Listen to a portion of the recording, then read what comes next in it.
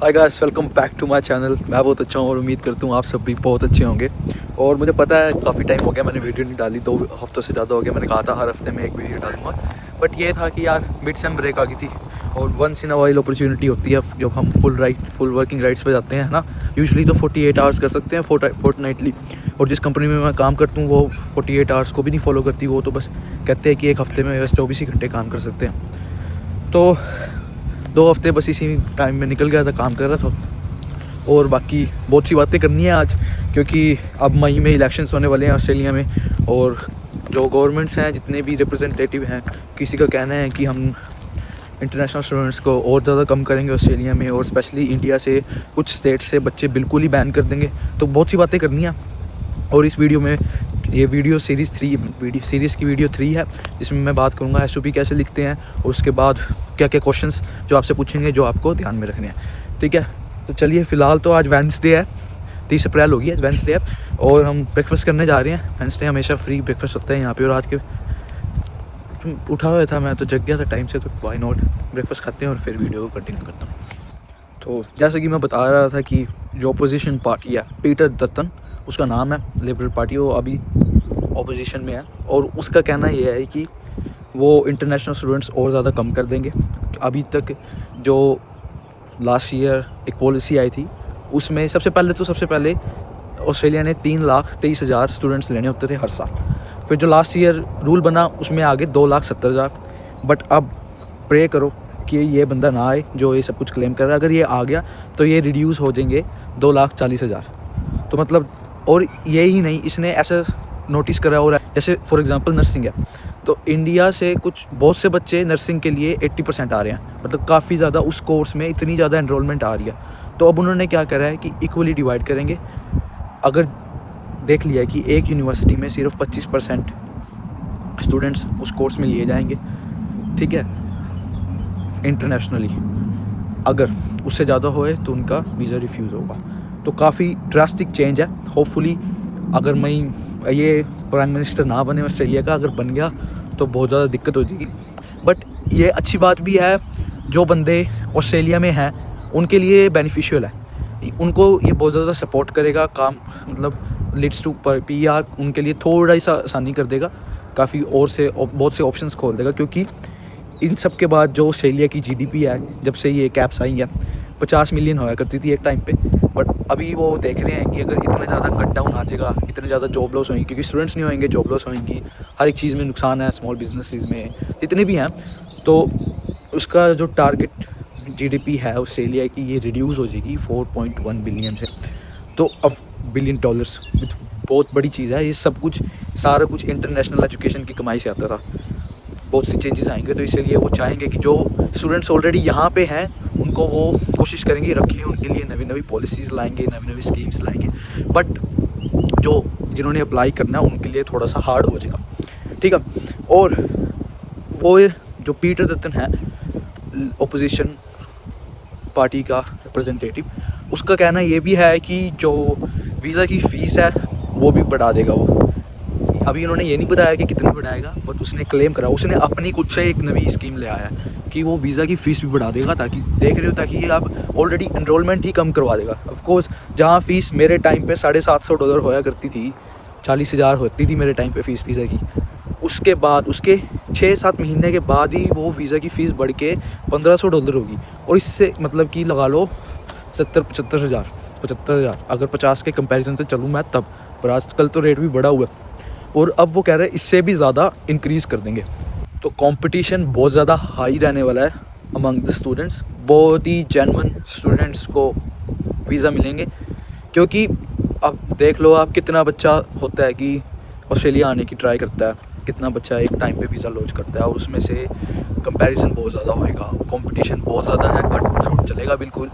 आपकी हर एक चीज़ देखी जाएगी, आपकी लेवल ऑफ इंग्लिश भी देखेंगे, अब इस पर जज करेंगे, क्योंकि अब बहुत लिमिटेड स्टूडेंट्स लेने हैं, यूनिवर्सिटीज़ को भी स्टूडेंट्स लेने हैं, तो कुछ तो वो करेंगे ना। वैसे उनको अगर कहना है कि नहीं ये बंदा सही है, कुछ तो कहेंगे। इंग्लिश लेवल देखेंगे, आपका फैमिली बैकग्राउंड देखेंगे, और आपकी इकोनॉमी, लाइक पैसे वगैरह कितने आ रहे हैं, फैमिली बैकग्राउंड है ना इसमें, फैमिली की इकोनॉमी कैसी है और पेरेंट्स क्या कर रहे हैं, हर एक चीज़ देखेंगे। और इवन कि जो एक नवी यहाँ पे स्कीम है जेन्युइन, पहले GTE होती थी, अब जेन्युइन स्टूडेंट हो गई है, वो मैंने बताया भी था पिछली वीडियो में। उसके अंदर फर्स्ट क्वेश्चन ही यही है कि आपकी फैमिलीज़ के टाइप कैसे हैं, आप with in your community, with in your neighbours, और कैसे है आपके फैमिली के, है ना, रिलेशंस कैसे हैं, कितने आपके स्ट्रॉन्ग बैकग्राउंड है।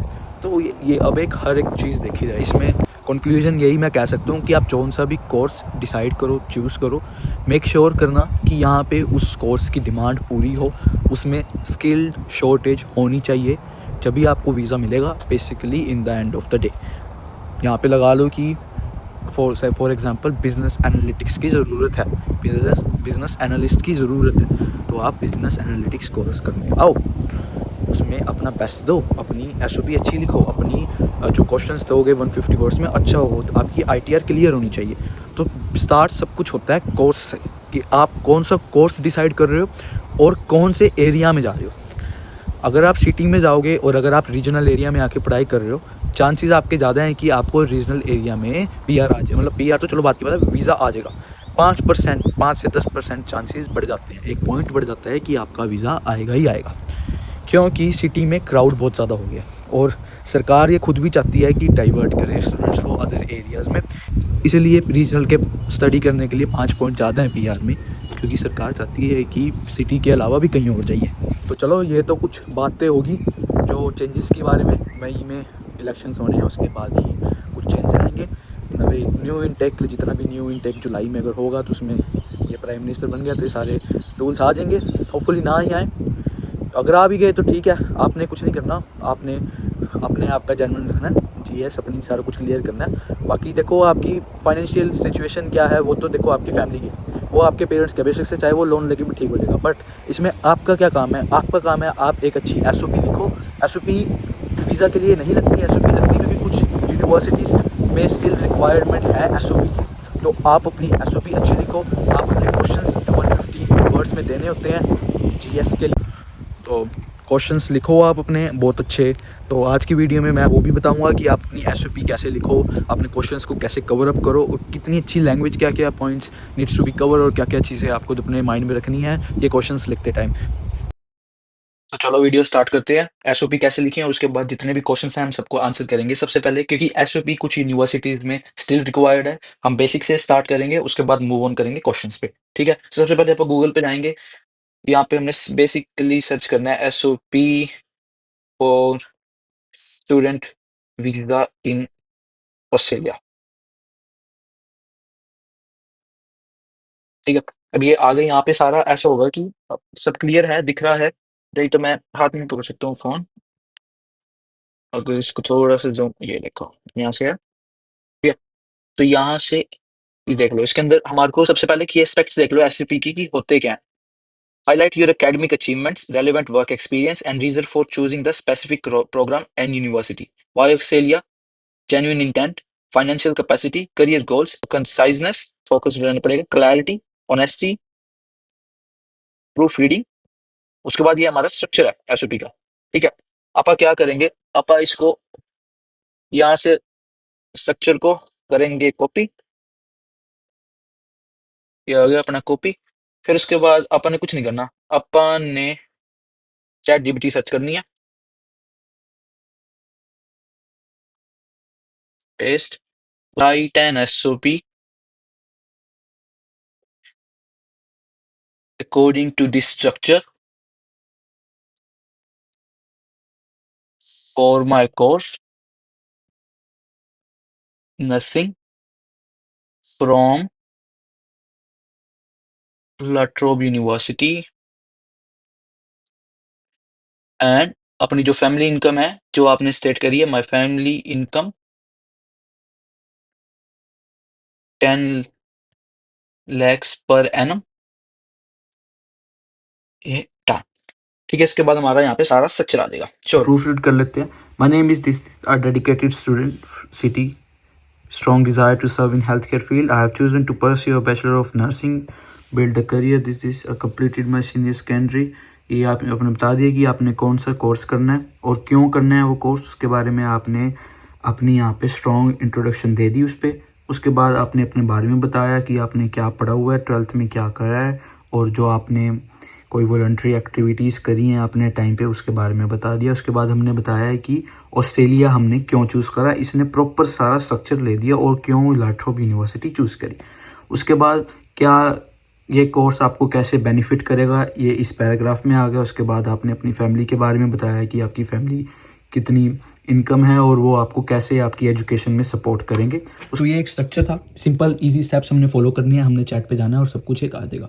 और ये चैट पे मैं इसलिए यूज़ कर रहा हूँ क्योंकि ये बिल्कुल क्लियर और कंसाइज जो भी एक एसओपी मांगती है, क्लैरिटी, ऑनेस्टी और सब कुछ आप इसमें आ जाएगा। ठीक है, तो 300 वर्ड्स की वर्ड लिमिट होनी चाहिए और डबल स्पेसिंग आप कर सकते हैं इसमें। और मेक श्योर करना कि अभी कुछ बातें बताऊंगा, कुछ मिस्टेक्स ये ना करना। सबसे पहली चीज़, जो आप अपनी इंट्रोडक्शन लिखोगे, जो फर्स्ट इंट्रोडक्शन होएगी, फर्स्ट पैरा जिसको कहते हैं, उसके अंदर अपने बारे में नहीं बताना कि मैं ये करता हूँ, मैं ये करता हूँ ना, फलाना ढिमकाना नहीं।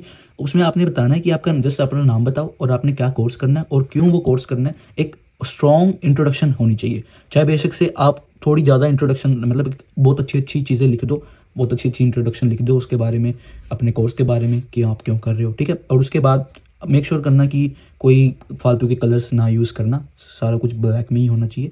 और या फिर ऐसे जो इंपॉर्टेंट वर्ड है, जैसे आप कौन सा कोर्स कर रहे हो, bachelor of nursing, family income कितनी है, 10 लाख, उनको बोल्ड कर दो।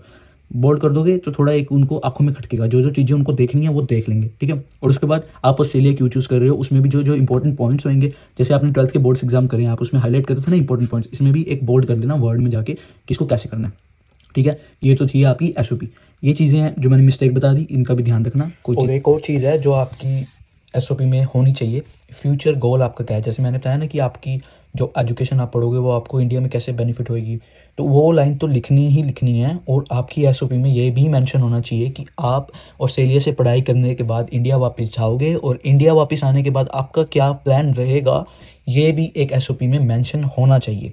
ठीक है, अगर जितने भी आपने चैट जीपीटी को प्रॉम्प्ट्स देने हैं, जैसे मैंने लिखा, जो जितना मैंने प्रॉम्प्ट्स दिए उतने चैट जीपीटी ने मेरे को वैसे लिख के दे दिया। अगर जैसे मैं इसमें लिखूंगा, I will go back to India, I will apply in AIIMS as a nurse, their starting salary is 12 lakh per annum, वो अगर आप वो भी लिखना चाहोगे, वो आपकी एसओपी को मोर स्ट्रॉन्गर करेगा, है ना, आपके पॉइंट्स बहुत ज़्यादा बढ़ेंगे। फिर उनको यूनिवर्सिटीज़ को और इमिग्रेशन में ये सब कुछ क्लियर हो जाएगा कि आप वापस आओगे, आपके एक फ्यूचर प्लान है कि आपने इंडिया जाके ऐसे करना है और आपने जितना पैसा यहाँ पे लगाया है वो आप सारा रिकवर कर लोगे। तो ये सब कुछ माइंड में रखना। ऐसा नहीं है कि आप 30,000 लिख रहे हो, आप ऑस्ट्रेलिया से वापस जाके नर्सिंग की जॉब करोगे, 30,000 सैलरी लोगे, तो वो कहेंगे नहीं भाई, ऐसा हो ही नहीं सकता, क्योंकि आप ऑलरेडी ऑलमोस्ट $1 लाख लगा रहे हो अपनी पढ़ाई पे। 55-60 लाख रुपए अगर आप लगाओगे तो 30,000 में महीने में आप कितना ही कमा लोगे और कब अपने पैसे पूरे करोगे पढ़ाई करने के। तो मेक श्योर करना, बड़े बड़े हॉस्पिटल्स का नाम लिखना और सैलरी इतनी बताना ताकि वो विश्वास कर लें। तो चलो अब हम बात करेंगे कि जो पहले एसओपी तो कोई यूनिवर्सिटीज़ मांगती हैं, बट अब जो वीज़ा के लिए जेन्युइन स्टूडेंट जो एक नवी रिक्वायरमेंट है, या उसके लिए अब वो सिर्फ आपसे 6 क्वेश्चंस पूछेंगे, जिसको आपने 6 क्वेश्चंस का 150 वर्ड में, 150 वर्ड्स में हमको उसका आंसर करना है। और वो क्वेश्चंस क्या रहने वाले हैं वो भी मैं आपको दिखाता हूँ। तो यहाँ पे मैंने साइट खोली है studyaustralia.gov.au। इसके अंदर देखो, कोई फ्रॉड अपनी तरफ से मैं कुछ नहीं मेकअप कर रहा। ऑस्ट्रेलिया गवर्नमेंट की ओरिजिनल वेबसाइट है और इसमें कुछ भी भेदभाव, मतलब छुपा के क्वेश्चंस नहीं पूछेंगे। वो डायरेक्ट आपसे ये 6 क्वेश्चंस पूछेंगे और आपने इन्हीं 6 क्वेश्चंस का अच्छी इंग्लिश में, सिंपल इंग्लिश में इसका आंसर करना है। ठीक है, यहाँ पे पूछ रहा है वो details of your current circumstances including ties to the family, community, employment and economic circumstances. ठीक है, तो इसके अंदर हमारे को अपने बारे में बताना है कि फिलहाल आपकी फैमिली की इनकम कितनी है, कि मेरे पापा ये काम करते हैं, मेरे पापा का बिजनेस ये है और उनकी इनकम ये है, मेरी मदर ये काम करती है, मेरी मदर या टीचर हैं, उनकी इनकम ये है। तो उसका प्रूफ आप ये लाइन भी लिख सकते हैं कि इसका प्रूफ हमने शो करा है मेरी फादर मदर की ITR। इसके अंदर जरूरी नहीं है कि फादर मदर ही आएंगे, जो भी आपको स्पॉन्सर कर रहा है, सपोज करो आपके चाचू भी साथ में आपको स्पॉन्सर कर रहे हैं, या आपकी बुआ आपको स्पॉन्सर कर रही है, या आपके मामा आपको स्पॉन्सर कर रहे हैं, तो उनका भी डॉक्यूमेंट लगेंगे और उनकी कितनी इनकम है और उनका क्या बिजनेस है, क्या उनकी जॉब है, वो भी इसके साथ में इंप्रूव होगी। ठीक है, अपने बारे में बताना है कि आपने अभी 12th फिनिश करी है, you are brushing up your communication skills, आप कुछ स्किल्स सीख रहे हो, तो इसका यहाँ पे ये आंसर करना है। ठीक है, सेकंड क्वेश्चन है why you choose your course and why you choose Australia as your study destination. ये हमने कर लिया था, जो आप इंट्रोडक्शन आपने लिखी थी एसओपी में, और उसके बाद आपने ऑस्ट्रेलिया क्यों चूज़ करा है ये भी आपने उस पैराग्राफ में लिखा था। सेम हमारे को कट कॉपी पेस्ट यहाँ पे करना है। मेक श्योर करना अगर आपको आपकी यूनिवर्सिटी SOP और ये GS ये जो ये क्वेश्चंस है आपको दोनों मांग रहा है, आपका एजेंट दोनों मांग रहे हैं, तो मेक श्योर करना आपकी दोनों बातें मैच होनी चाहिए। ऐसा नहीं है कि आप अपनी SOP में दूसरी बात लिख रहे हो और अपने इन क्वेश्चंस में दूसरी बात लिख रहे हो।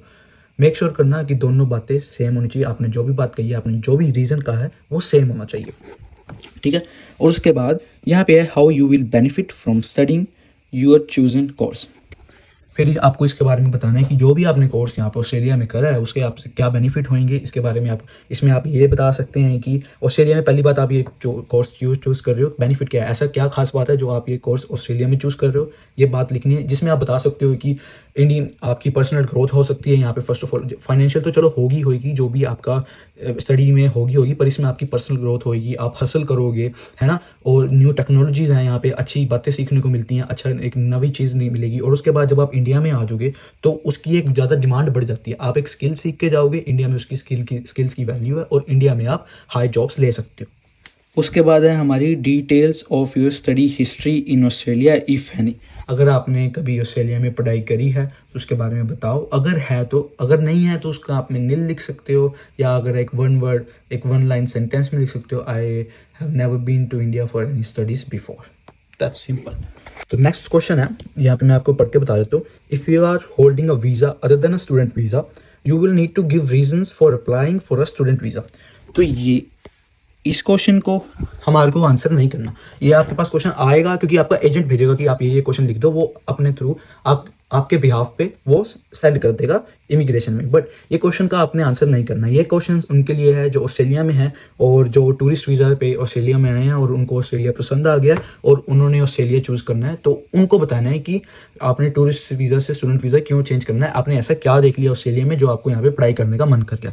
तो ये क्वेश्चन उनके लिए। और नेक्स्ट क्वेश्चन है any other relevant information that you would like to provide. आपके एबीस में कि अगर स्मार्टनेस नहीं दिखानी कि नहीं मेरी जो बात होएगी ठीक है, जो बात नहीं है मत करो। अगर आपके पास कोई ऐसा इन्फॉर्मेशन नहीं है जो आपको लगता है आपको बतानी चाहिए तो इस क्वेश्चन का आंसर मत करना। स्मार्टनेस दिखाओगे तो लात मारते हैं, ठीक है। तो इसमें आप लिख सकते हो आई हैव शेयर्ड एवरीथिंग और I was like honest with everything and attach all the documents with my file so you can, ठीक है। उसमें से आप देख सकते हो। इसमें अगर कोई ऐसी बात नहीं, ऐसा नहीं है कि आप अपनी कुछ बताने लग जाओ आपके पास इतना पैसा है या आप ऐसे करोगे वैसे करोगे। मेक श्योर करना अपने बातों पे आप स्टिक रहना। अगर आपके इंटरव्यू हो रहा है तो अपनी बातों को आप जो भी आप बोल रहे हो, जो भी आप लिख रहे हो, जो भी आप अपनी फैमिली इनकम बता रहे हो और आपने इंडिया में आकर आपका क्या करियर है, क्या गोल है, किधर अप्लाई करना है, सब कुछ आपके दिमाग में होना चाहिए। और सब कुछ इसको बहुत कॉन्फिडेंटली लेना है ना, स्ट्रेस होकर नहीं बताना और ऐसे कुछ। हाँ यस मैं फादर वो जो भी पूछे हैं तो काम डाउन, 1 मिनट बैठो पहले।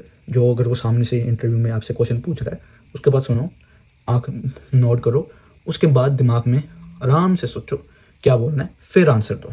इसमें उसको लगेगा कि ये सब नेचुरल है फर्स्ट ऑफ ऑल, और ये कोई क्रैमिंग नहीं करके आया, और बंदा कॉन्फिडेंट है। बंदे में उसका आपका कॉन्फिडेंस है और आपका जो पेशेंस है वो सेल्फ रिफ्लेक्ट होगा, क्योंकि फेस टू फेस इंटरव्यू होता है ऑनलाइन।